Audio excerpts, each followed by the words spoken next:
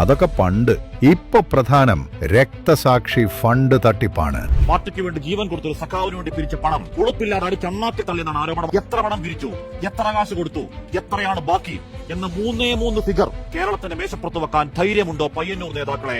K രാഗേഷേ. അടിയന്തരാവസ്ഥക്കാലത്ത് CPM അംഗമായ V Kunhikrishnan 50 വർഷത്തെ party ജീവിതം ഇനിയില്ലെന്ന് ഉറപ്പിച്ചാണ് നേതാക്കളുടെ സാമ്പത്തിക തട്ടിപ്പ് ലോകത്തോട് വിളിച്ചു പറഞ്ഞത്. കണക്ക് പരിശോധിച്ചപ്പോൾ കൃത്രിമം നടന്നതായി കണ്ടു. ഏതാണ്ട് 10 ലക്ഷത്തിലേറെ കുറവായിരുന്നു. ആ ചെക്ക് പരിശോധിച്ചപ്പോൾ 29.5 ലക്ഷം രൂപ കോൺട്രാക്ടറുടെ അക്കൗണ്ടിലേക്ക് പോയി. 5 ലക്ഷം രൂപ അന്നത്തെ ഏരിയ സെക്രട്ടറിയുടെ അക്കൗണ്ടിലേക്ക് പോയി. 2008 അനിയൻ മരണപ്പെടുന്നത്. ഒരു വർഷം കഷ്ടിയാവുന്നതിന് മുമ്പ് തന്നെ പാർട്ടിയുടെ നേതാക്കന്മാർ ബന്ധപ്പെട്ടിട്ട് ഫണ്ട് ശേഖരിക്കുന്നുണ്ട്. 10 ലക്ഷം രൂപ കളക്ട് ചെയ്തു. 5 ലക്ഷം രൂപ അമീർ അക്കൗണ്ട് കൊടുക്കുകയും ബാക്കി 5 ലക്ഷം രൂപ പാർട്ടി അക്കൗണ്ടിലേക്ക് സൂക്ഷിച്ചു. ഞങ്ങൾ 10-15 വർഷം കഴിഞ്ഞിട്ട് അറിയുന്നത് അത് ഇമ്മീഡിയറ്റ്ലി അന്നത്തെ പാർട്ടിയുടെ ലോക്കൽ കമ്മിറ്റി സെക്രട്ടറി രവീന്ദ്രനായിരുന്നു. അപ്പോൾ അദ്ദേഹം അത് ആ ക്യാഷ് അങ്ങനെ തന്നെ മാറ്റിയിട്ട് അയാൾ വീട് വയ്ക്കാനും ബാക്കിയുള്ള കാര്യങ്ങളായിട്ട് ബന്ധപ്പെട്ട് ഇറങ്ങി. മനുഷ്യരുടെ മരണം പോലും വിറ്റു കാശാക്കുന്ന പാർട്ടിയായി CPM അധപ്പതിച്ചിരിക്കുന്നു.